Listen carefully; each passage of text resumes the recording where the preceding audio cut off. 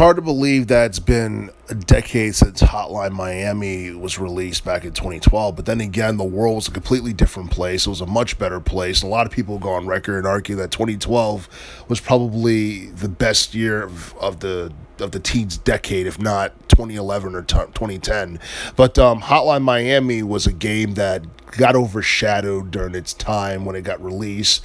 Mainly because more people were into 3D games, they were into first person shooters, RPGs, and action adventure titles for the most part. And I believe MMORPGs were still somewhat popular during that time period and then started to fizzle out in terms of popularity towards the mid teens. And I believe by the time we got to 2015, that's when Hotline Miami 2 came out. That one was obviously more successful and popular than its predecessor, but it wasn't a massive commercial success or anything like that.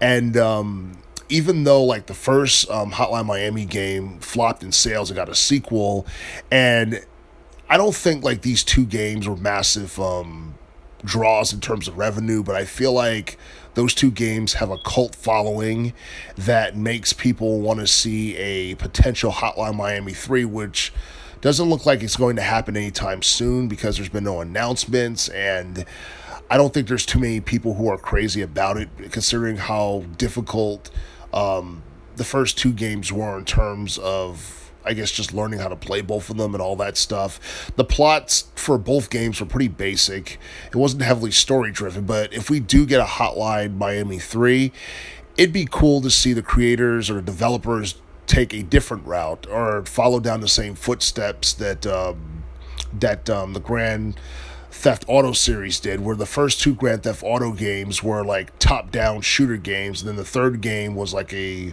3D story-driven like violent video game that people could get into.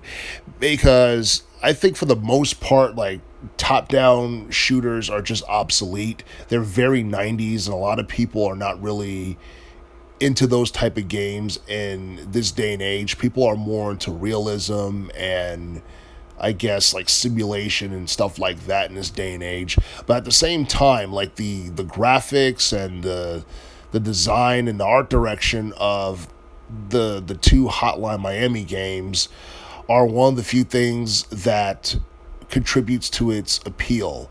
The other part is like the blood and gore and all that stuff, because I don't think I've ever seen a 2D game that was as bloody and gory as Hotline Miami, aside from like maybe Mortal Kombat, the older MK games from like the 90s. But for the most part, Hotline Miami, the first two games, I feel like they were pretty good indie games, and unfortunately, I feel like both of those games were overshadowed by all the 3D titles that appeared on the PS3 and the Xbox 360 and the PlayStation 4 and the Xbox One, and even on Steam for that matter.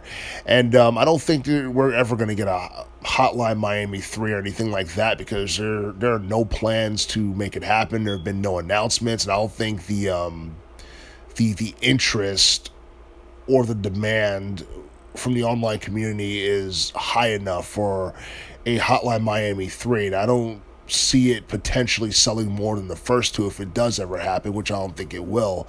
But yeah, man, it's hard to believe that it's been at least 10 years since Hotline Miami 1 came out, and as it currently stands, doesn't look like we're going to get a Hotline Miami 3 anytime soon.